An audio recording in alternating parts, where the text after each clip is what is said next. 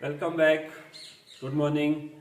और आज जो चैप्टर लेके आए हैं वो सभी परीक्षाओं के लिए विशेष रूप से उपयोगी है, चाहे वो पटवार की परीक्षा हो, चाहे रीट की हो, फर्स्ट ग्रेड हो, सेकंड ग्रेड हो, और राजस्थान में आयोजित होने वाली चाहे किसी भी प्रकार की परीक्षा हो। आज इस टॉपिक से एक क्वेश्चन हमेशा आता ही आता है। तो चलिए फ्रेंड्स, स्टार्ट करते हैं टॉपिक राजस्थान का साहित्य।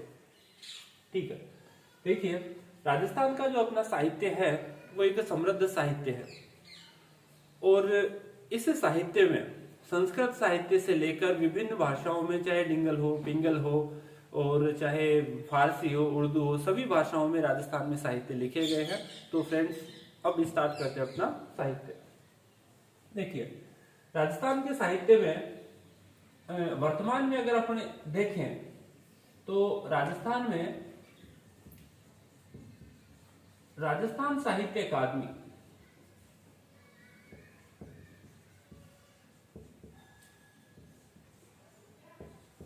राजस्थान साहित्य अकादमी की स्थापना की गई थी, और ये राजस्थान साहित्य अकादमी की स्थापना हुई अपने उदयपुर, और ईयर पूछे तो 1950। राजस्थान साहित्य अकादमी की स्थापना अपनी हुई उदयपुर में, और ये हुई 1950। जब अपना संविधान लागू हुआ उसी समय इसकी स्थापना हो गई। अब देखिए, ये राजस्थान अकादमी जो है वो एक पत्रिका का प्रकाशन करती है, और वो पत्रिका है मधुमती।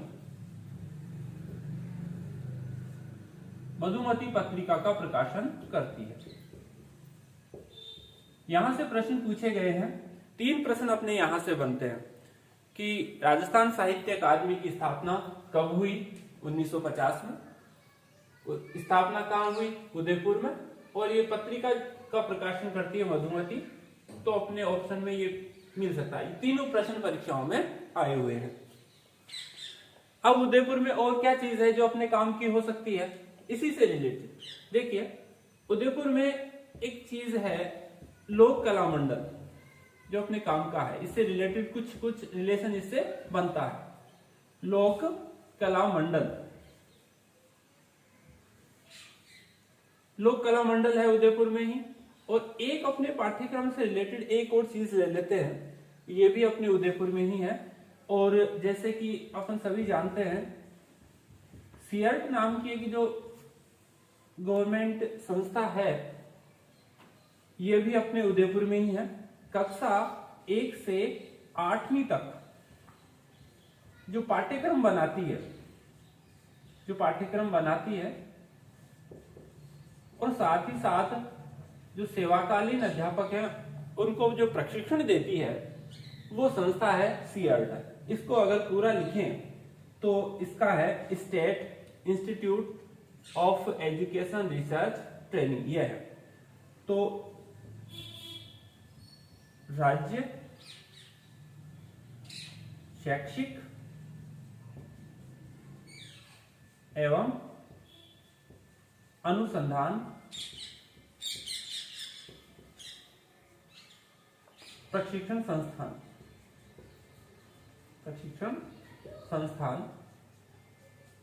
ये इसका पूरा नाम राज्य शैक्षिक एवं अनुसंधान प्रशिक्षण संस्थान है। ईयर पूछे, स्थापना की बात भी यहीं कर लेते हैं। तो इसकी स्थापना होती है 11 नवंबर 1978 को इसकी स्थापना होती है। ठीक है, अब यहां से उदयपुर से एक चीज और अपनी यही ले लेते हैं।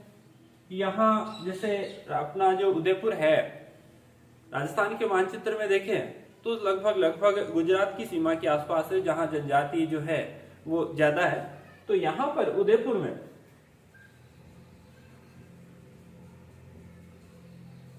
जनजाति, और हल्का सा यहां पे जो माणिक्यलाल शोध संस्थान है, जनजाति माणिक्यलाल शोध संस्थान, ये भी अपना उदयपुर में ही है।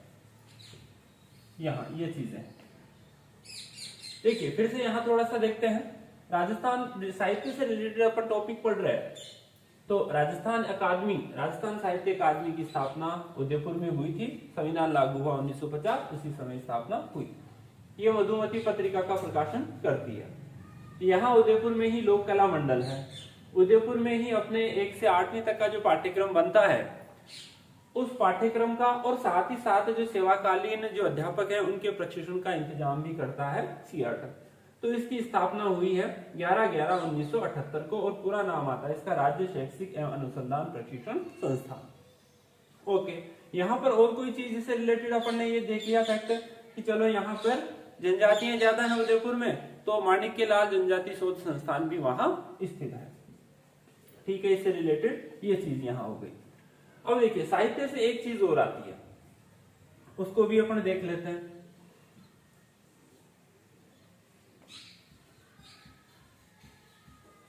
राजस्थान साहित्य एवं संस्कृति अकादमी, ये राजस्थान साहित्य एवं संस्कृति अकादमी ये अलग है, ये अलग है।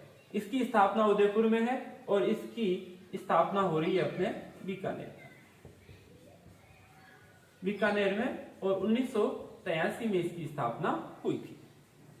देखिए जिस तरह से ये मधुमती पत्रिका का प्रकाशन करती है उसी तरह ये भी एक पत्रिका का मासिक पत्रिका का प्रकाशन करती है और इसकी मासिक पत्रिका है जागती ज्योति। ये परीक्षा में प्रश्न पूछा गया था जागती ज्योति, 2 बार इस प्रश्न को पूछा गया था कि राजस्थान साहित्य एवं संस्कृति अकादमी, एक बार तो पूछा गया था कि कहाँ स्थित है, तो बीकानेर में। एक बार पूछा गया 1983 में इसकी स्थापना हुई। 2 बार ये प्रश्न पूछा गया कि कौन सी पत्रिका का प्रकाशन करती है, तो ये प्रश्न पूछा गया था 3rd ग्रेड टीचर्स 2004 वाली भर्ती में ये प्रश्न पूछा गया था। जागती ज्योति पत्रिका का प्रकाशन करती है। ठीक है, फिर से देख लेते हैं इसको एक बार। राजस्थान साहित्य अकादमी ये अलग है, ये अलग है। इसकी स्थापना होती है बीकानेर में, ईयर पूछे तो 1983 और पत्रिका का प्रकाशन करती है जागती ज्योति और ये मासिक पत्रिका। उसी तरह से अपना जो शिक्षा निदेशालय है वो भी अपना बीकानेर में स्थित है। ठीक है फ्रेंड्स, ये हो गया अपना साहित्य से रिलेटेड कुछ कार्य और संस्थाएं जो बनी हुई हैं जो साहित्य के लिए काम करती हैं। अब साहित्य कौन कौन से लिखे गए उस पे चलते हैं सीधा कि उस समय कौन कौन से साहित्य लिखे गए और किसने लिखा और किस राज्य या किस राजा के संरक्षण में वो लिखा गया, उसकी बात अब करते हैं। ठीक है, राजस्थान के साहित्य में हम अब ले रहे हैं सबसे पहले संस्कृत साहित्य, क्योंकि सभी भाषाओं की जो जननी है वो संस्कृत है। तो संस्कृत साहित्य कौन कौन से उस समय लिखे गए उसकी बात हम सबसे पहले करते हैं। ठीक है, सबसे पहले लेते हैं संस्कृत साहित्य में पृथ्वीराज विजय।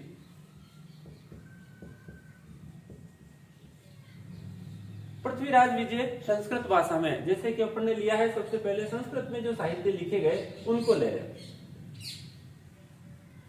पृथ्वीराज विजय ये लेते हैं। पृथ्वीराज विजय को लिखा किसने? जयानक ने लिखा। पृथ्वीराज विजय जयानक। ओके, अब जयानक कौन है इसका भी एक देखते हैं कि किससे रिलेशन है इसका। पृथ्वीराज विजय का जो राइटर है, रचयिता है वो जयानक है और ये क्या है, ये कश्मीरी कवि था, कश्मीरी कवि था ये। और पृथ्वीराज चौहान थर्ड, उससे इसका रिलेशन निकलता है। पृथ्वीराज चौहान जो शासक है उससे इसका कनेक्शन। तो इस युद्ध में क्या चीज है यहां पर, अब देखिए पृथ्वीराज चौहान का जो युद्ध हुआ था और उसका जो वर्णन है वो इस पृथ्वीराज विजय नामक इस ग्रंथ में मिलता। अब यहाँ पृथ्वीराज चौहान के और भी कवि थे, उनके प्रश्न यहाँ पे आए हुए हैं। एक का नाम चंद्र बरदाई था, जिसका रियल नाम जो था वो पृथ्वी भट्ट था या पृथ्वी बलाद था, वो इसका नाम आता है। लेकिन चंद्र बरदाई का जो साहित्य उसने लिखा है वो रासो साहित्य में आ गया। तो रासो साहित्य जब पढ़ाया जाएगा तो उस समय चंद्रबरदाई की बात की जाएगी। तो यहाँ पृथ्वीराज चौहान से रिलेशन में इसके दरबार में कुछ और कवि थे, उसकी बात अपन यहां करते हैं। देखिए, पहला वागीश्वर, दूसरा विश्वनाथ और तीसरा विद्यापति गौड़।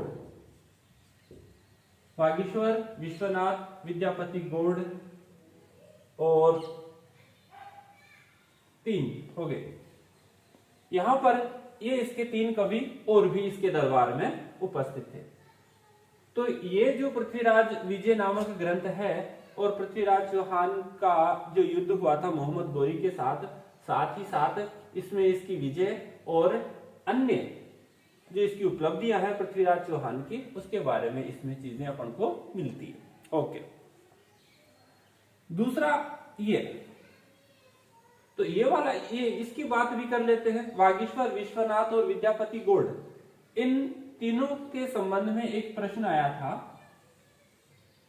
कि इनमें से कौन सा जो कवि है वो पृथ्वीराज चौहान के दरबार में नहीं था। तो अपन ने बात कर ली, जयानक उसके दरबार में है, चंद्रबरदाई उसके दरबार में है, वागीश्वर, विश्वनाथ और विद्यापति गौड़ भी इसके दरबार में है। और एक चौथा और था, इसकी भी बात अपन कर लेते हैं। चौथा आशाधर, ये भी इसके दरबार में था, यानी कि 4 ये थे। तो प्रश्न एक बार ये पूछा गया था, और ये प्रश्न पूछा गया था 2016 की 2nd ग्रेड भर्ती के अंदर। इसमें से एक को उसने निकाल लिया और दूसरा कवि डाल दिया और पूछ लिया कि कौन सा जो कवि है वो पृथ्वीराज चौहान के दरबार में नहीं था। तो अपना आंसर इससे निकल जाना चाहिए। वीवी 3 बार आ रहा है और 1 बार ई आ रहा है, तो वीवी ए।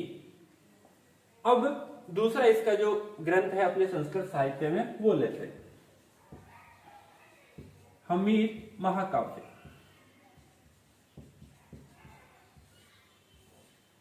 हमीर महाकाव्य, इसका रचयिता देखिए कौन।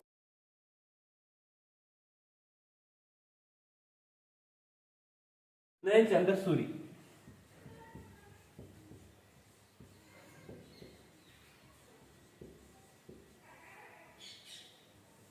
हमीर महाकाव्य का रचयिता है नयनचंद्र सूरी।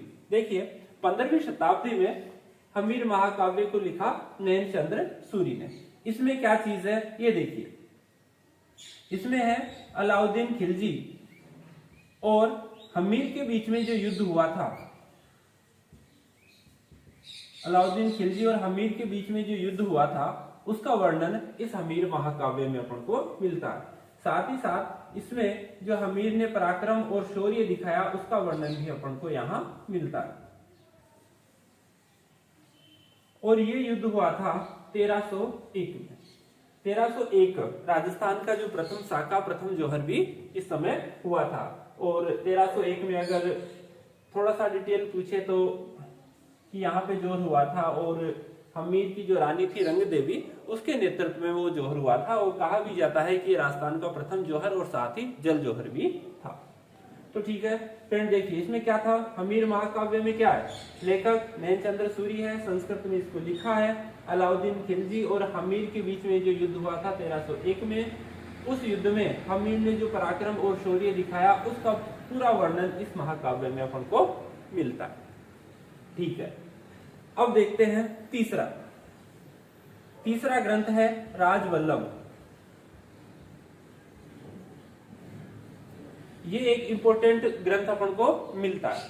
देखिए, राजवल्लभ जो ग्रंथ है वो शिल्पी मंडल ने लिखा था। अब शिल्पी मंडल कौन है, इसके बारे में सबसे ज्यादा इसी से प्रश्न पूछे जा रहे हैं। देखिए, राजवल्लभ ग्रंथ है वो लिखा था मंडन ने। यहां से प्रश्न बहुत बार पूछे जा रहे हैं, मंडन कौन था, महाराणा कुंभा, मेवाड़ का महाराणा कुंभा था। मेवाड़ महाराणा कुंभा। मेवाड़ महाराणा कुंभा का ये क्या था, शिल्पी था, कवि नहीं था, ये शिल्पी था, यानी कि शिल्पकार था। महाराणा कुंभा ने उस समय तत्कालीन परिस्थितियों में जो अपने दुर्ग और जो भी इमारतें बनाई उनमें से अधिकांश का शिल्पी कौन था, ये मंडन ही था। इस मंडन ने ग्रंथ लिखा राजवल्लभ। क्या चीज इसमें लिखी हुई है, देखिए उस समय जो भी राजप्रासाद थे, यानी कि जो महल बने थे, राजप्रासाद यानी कि महलों को राजप्रासाद भी कहते हैं या महल भी कहते हैं, सीधा सीधा महल, और जो भी इमारतें दुर्ग बनी, जो भी इमारतें, जो कुछ भी बना, उसके संदर्भ में पूरा पूरा विवरण जो मिलता है अपन को मिलता है राजवल्लभ में। और लिखा किसने, इसको लिखा है मंडन ने, शिल्पी है, और ये मेवाड़ महाराणा कुंभा का शिल्पी था। इससे रिलेटेड और भी चीजें हैं, वो अपन यहां देखते हैं, क्योंकि प्रश्न बहुत बार यहां से उठाया गया है।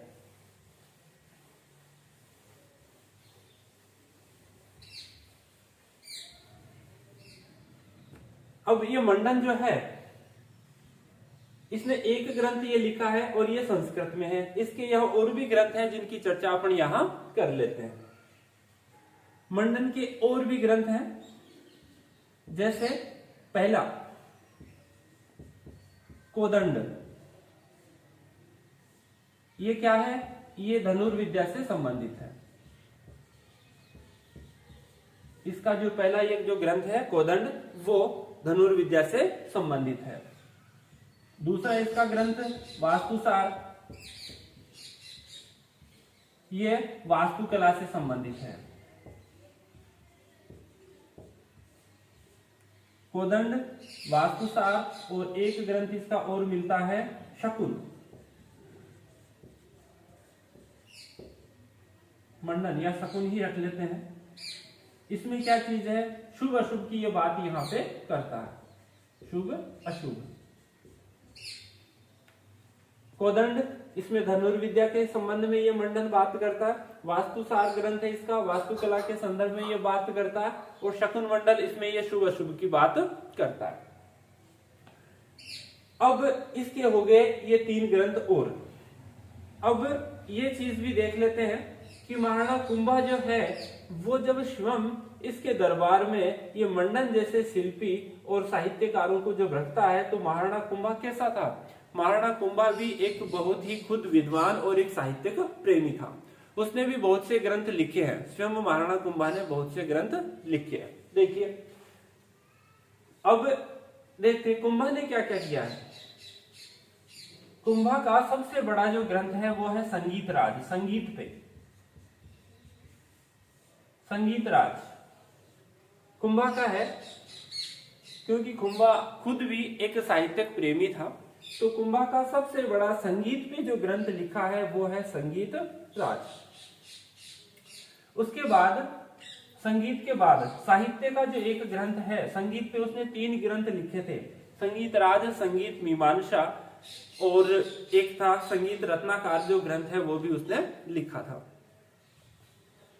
संगीत के संदर्भ में ये इसका सबसे बड़ा ग्रंथ है। और एक इसका और भी है सूड प्रबंध, सूड प्रबंध इसका एक ग्रंथ हो रहा है। ये प्रश्न परीक्षा में पूछा गया है, सूड प्रबंध, ये कुंभा का ही है, संगीत से संबंधित ये ग्रंथ है।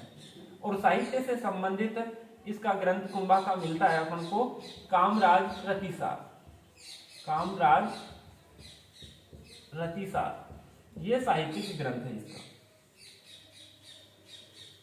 जो कि प्रेम संबंधों पे ये लिखा है इसमें।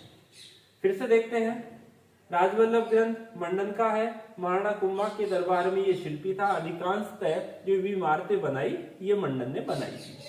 ठीक है, महाराणा कुंभा खुद भी साहित्यिक प्रेमी था, उसने भी साहित्य लिखे।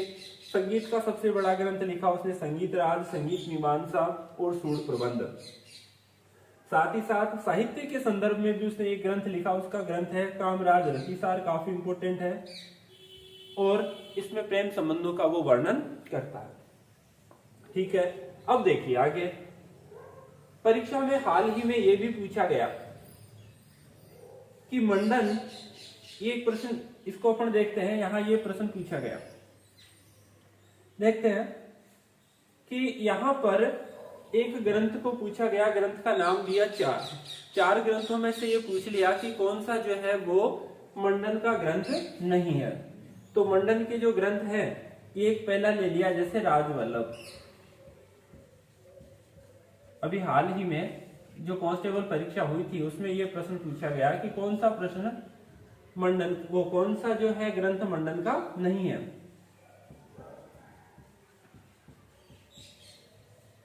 वास्तुसार। और एक ले लिया रूपावतार, इसी का ग्रंथ है रूपावतार, जिसको देव मूर्ति प्रकरण इसका और एक नाम मिलता है, यानी कि मूर्ति कला से संबंधित ये ग्रंथ है। और चौथा आ गया वास्तु मंजरी।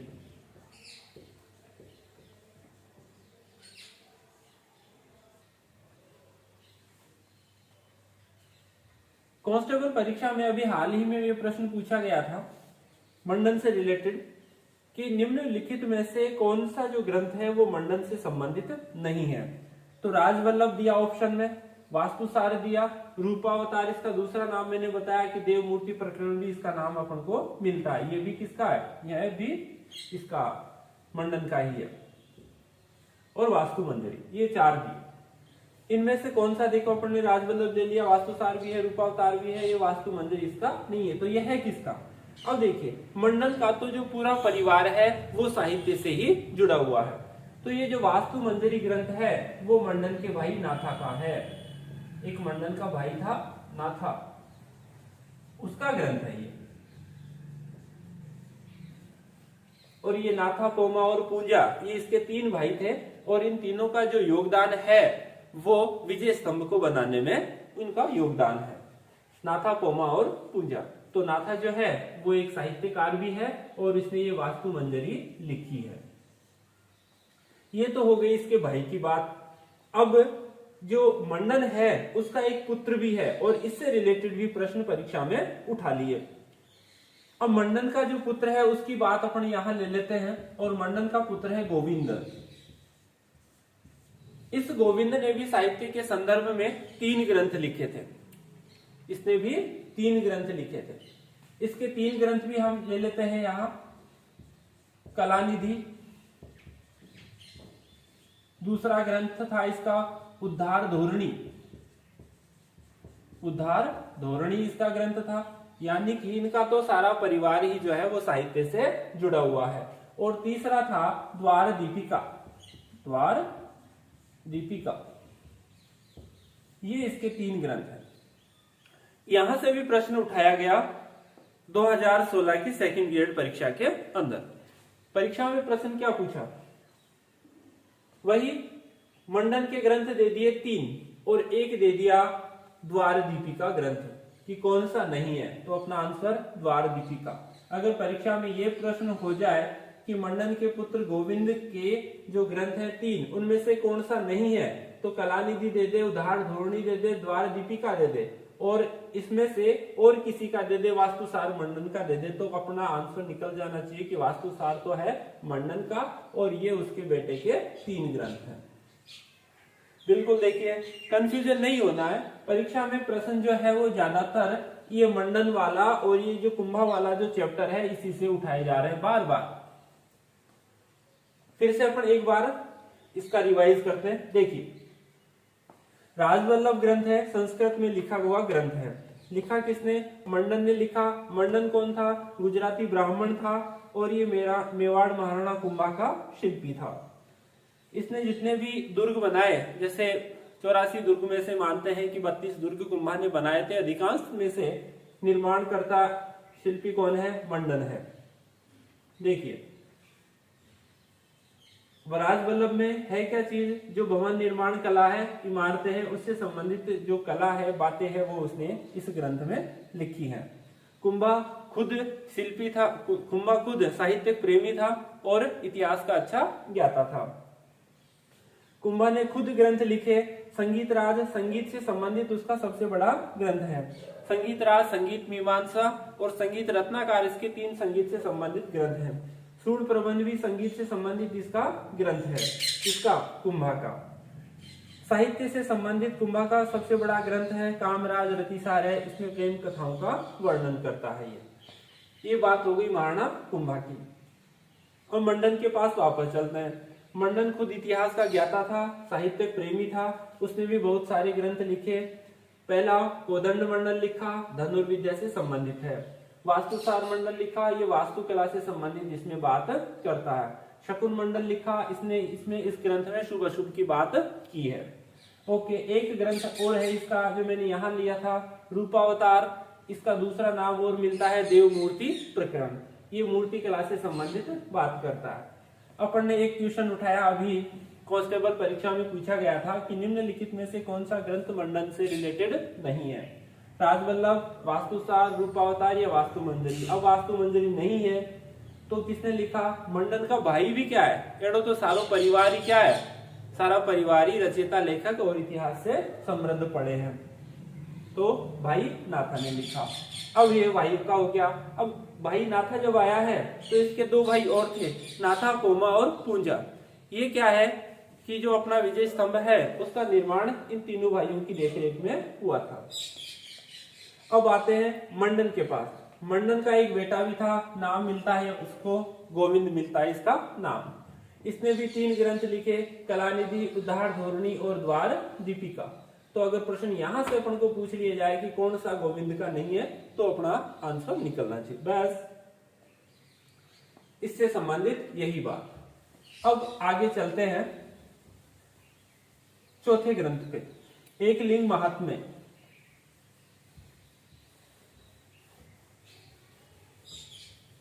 एक लिंग महात्म्य ग्रंथ पे चलते हैं। ये भी संस्कृत में लिखा एक ग्रंथ है और मेवाड़ रियासत से रिलेटेड ये एक बहुत बड़ा ग्रंथ है और इसकी तुलना पुराणों से की जाती है।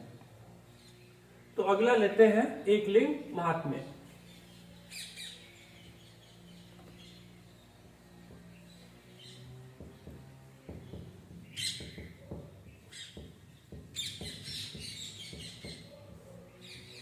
एक लिंग महात्म्य लिखा किसने? कान्ह व्यास ने लिखा।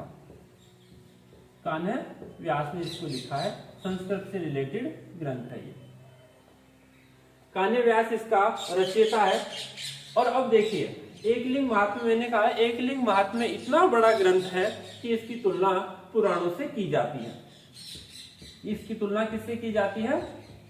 पुराणों से की जाती है। क्यों की जाती है? क्योंकि इसमें मेवाड़ महाराणाओं की वंशावली है।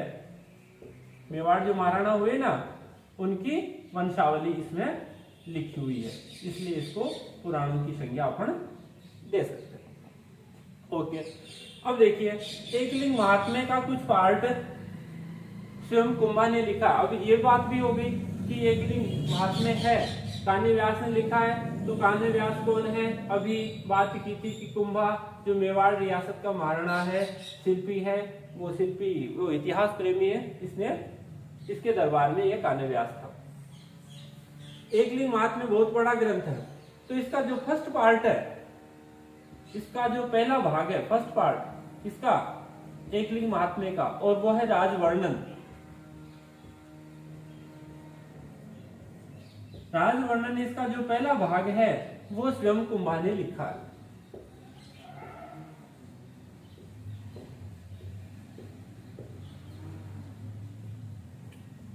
देखिए, वापस एक लिंग महात्म्य ग्रंथ है, लिखा किसने? कान्ह व्यास ने। ठीक है, कान्ह व्यास कौन है?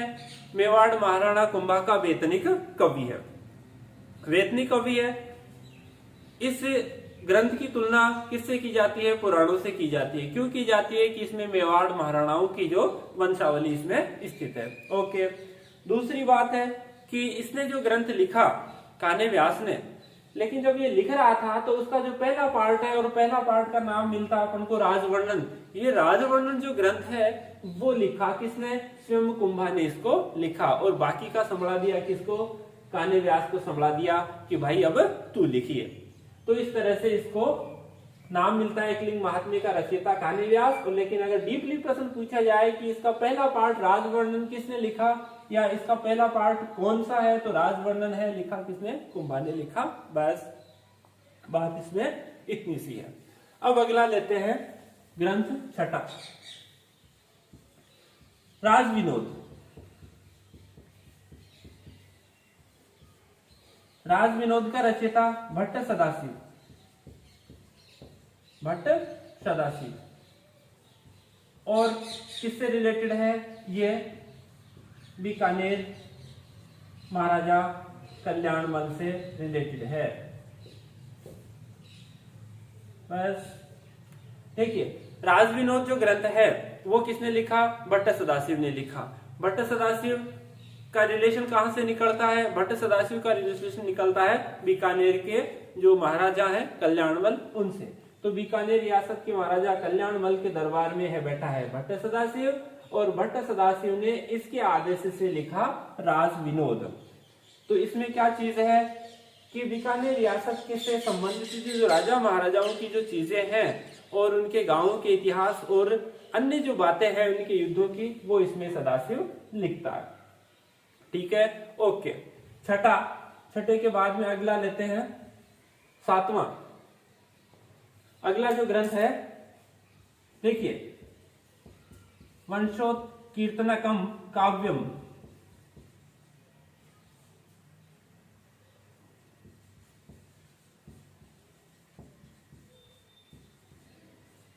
ये थोड़ा सा नाम आपको याद करने में अजीब लग सकता है, वंशोत्कीर्तनकम काव्यम। ये ग्रंथ लिखा है जय सोम ने। किसने लिखा है? जय सोम ने ये ग्रंथ लिखा है। जय सोम कौन है ये भी देख लेते हैं। ये इसका भी कलेक्शन निकलता है बीकानेर से, और बीकानेर का शासक है यहाँ राय सिंह। ये राय सिंह का दरबारी कवि है। तो राय सिंह के दरबारी कवि जय सोम ने लिखा वंशोत्कीर्तनकम काव्यम, ये ग्रंथ लिखा। थोड़ा सा और यहाँ पे और देखते हैं। इस राय सिंह का एक मंत्री था करमचंद्र पंवार। कौन था फ्रेंड्स? करमचंद्र पंवार, ये इसका मंत्री था, राय सिंह था। राय सिंह का मंत्री था। तो इस मंत्री की देखरेख में, इसकी देखरेख में जय सोम ने ये लिखा। ठीक है, और एक चीज मिलते हैं कि इसकी देखरेख में राय सिंह ने जो बीकानेर का जो महल है, जूनागढ़ दुर्ग है, वो इसकी देखरेख में ही बनाया था। फिर से फैक्ट चेक करते हैं। देखिए, वंशोत्कीर्तनकम काव्यम, इसका रचयिता जय सोम है। जय सोम कौन है? जय सोम बीकानेर को राजा राय सिंह, और राय सिंह का जो मंत्री है करमचंद्र पंवार, उसने कहा कि भाई जय सोम तू एक संस्कृत का काव्य लिखे। तो जय सोम ने इसकी देखरेख में काव्य लिख दिया। इसकी देखरेख में राय सिंह ने क्या करा कि भाई अब ये तू कर, जूनागढ़ जो महल है, दुर्ग है, इसका निर्माण तू कर। इसलिए करमचंद्र पंवार अपने लिए इंपॉर्टेंट हो गया। ठीक है, अब अगला जो ग्रंथ है वो लेते हैं, राज रत्नाकर। राज रत्नाकर, इसका संबंध भी किससे है? इसका संबंध भी मेवाड़ से निकलता है।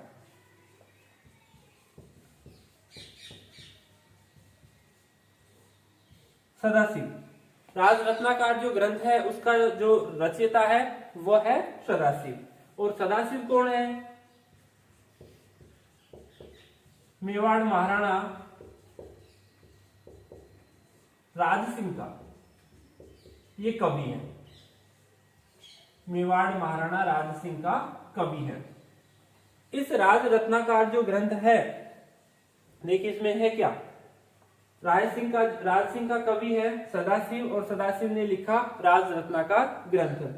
तो इसमें क्या है, मेवाड़ जो महाराणा है बप्पा रावल से लेके राज सिंह तक का जो युद्ध और इत्यादि जो वर्णन है वो करता है सदाशिव, और अपनी ग्रंथ राज रत्नाकर ग्रंथ में करता है। परीक्षा में प्रश्न इतना ही पूछा जाएगा कि सदाशिव ने कौन सा ग्रंथ लिखा, राज रत्नाकर। ज्यादा से ज्यादा पूछा जा सकता है कि सदाशिव का संबंध है वो किस राजा से है या कौन से महाराणा से है। बस ज्यादातर यही से प्रश्न पूछ लिया जाता है। ठीक है, अगला ग्रंथ देखिए, अमर काव्य वंशावली ये लेते हैं, यही ले लेते हैं क्योंकि ये दोनों का एक ही है। अमर काव्य वंशावली, मैंने कहा था कि इसका संबंध भी किससे है, मेवाड़ महाराणा राज सिंह से ही है।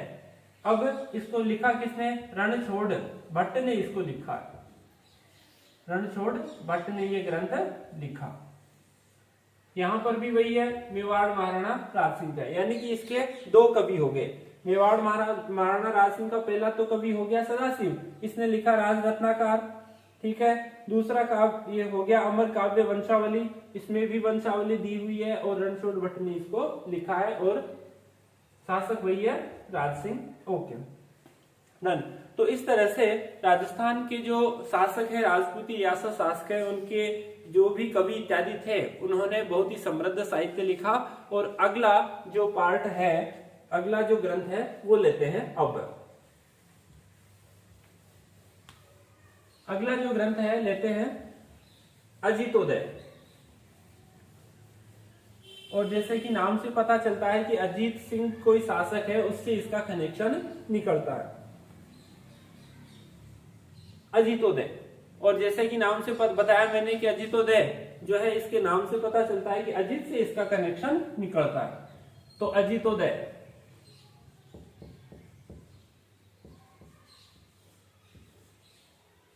लिखा किसने, जगजीवन भट्ट, जगजीवन भट्ट इसको लिखने वाला है।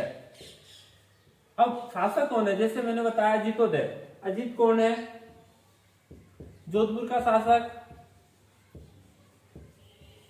अजीत सिंह। अजीत सिंह शासक वही है जिसको दुर्गादास जो है वो औरंगजेब की कैद से छुड़ा के लाता है, वही है। यानी कि अजीत सिंह जो है वो महाराणा जसवंत सिंह का पुत्र है। देखिए जसवंत सिंह के बारे में एक चीज मैं आपको बता देता हूं कि महाराणा जो जसवंत सिंह है वो मूर्णोत नैण सिंह अपन पढ़ेंगे, अभी ख्यात की बात आएगी। तो इसका पिता है जसवंत सिंह और मूर्णोत नैण सिंह जो है वो जसवंत सिंह के दरबार में एक कवि भी था और देश दीवान के पद पर वो कार्यरत था। तो अभी उसकी बात ख्यात में की जाएगी मूर्णोत नैण सिंह की। फिलहाल अजीतोदय का लेखक जगजीवन भट्ट है और ये जोधपुर शासक अजीत सिंह का आश्रित कवि है, आश्रित कवि है। बस क्या लिखता है अजीत सिंह, और अजीत सिंह का जो विवरण है कहां से, जब दुर्गादास अजीत सिंह को औरंगजेब की कैद से छुड़ा के लाता है तो वहां से लेकर पूरे उसके शासन का जो क्रमबद्ध विवरण है वो लिखता है जगजीवन भट्ट और अपना ग्रंथ है अजीतोदय में वो लिखता है। ठीक है, उसके बाद देखिए अगला जो ग्रंथ लेते हैं वो है प्रबंध चिंतामणि। संस्कृत के ही ग्रंथ है प्रबंध चिंतामणि, ये एक ग्रंथ है और इसको लिखने वाला है मेरुतुंग। इसका रचयिता मिलता है मेरुतुंग। कौन है, परमार शासक राजा भोज का ये आश्रित कवि है। कौन है, परमार शासक भोज का आश्रित कवि है ये। कौन, मेरुतुंग। देखिए ग्रंथ प्रबंध चिंतामणि संस्कृत से रिलेटेड ग्रंथ है, ठीक है। लिखने वाला कौन है, मेरुतुंग। कौन है, परमार शासक भोज का आश्रित कवि है। बस, और लास्ट एक अपन लेते हैं भट्टी काव्य। भट्टी काव्य कौन से नंबर का हो गया, संभवतः 10वें या 11वें नंबर का है भट्टी काव्य। देखिए इसका संबंध जैसलमेर से है। भट्टी काव्य इसका संबंध जैसलमेर से है और इसके रचयिता का पता नहीं चला, यानी कि रचयिता कौन है इसका अज्ञात है। लेकिन प्रश्न पूछा जाए कि भट्टी काव्य का संबंध किससे निकलता है, इसमें कौन सी रियासत की बात लिखी हुई है, तो यह जैसलमेर रियासत की बातें इसमें लिखी हुई है। रचयिता कौन है इसका अभी पता नहीं है। तो इस तरह से हमने संस्कृत से रिलेटेड जो 10 या 11 ग्रंथ लिए हैं वो काफी महत्वपूर्ण यहाँ पर है। इसके अलावा अगला जो पार्ट है वो हम लेंगे ख्यात से या फिर राजस्थानी साहित्य या जो रासो जो चीजें हैं, रासो जो ग्रंथ उन्होंने लिखे हैं उनसे संबंधित जो पार्ट है वो अगले में अपन लेंगे। ठीक है फ्रेंड्स, देखते हैं अगला जो पार्ट सेकंड पार्ट बनेगा उसके संबंध में या आज के जो पार्ट है उसके संबंध में आपकी जो भी कमेंट है वो आप हमारे साथ जरूर शेयर करें। धन्यवाद, थैंक यू।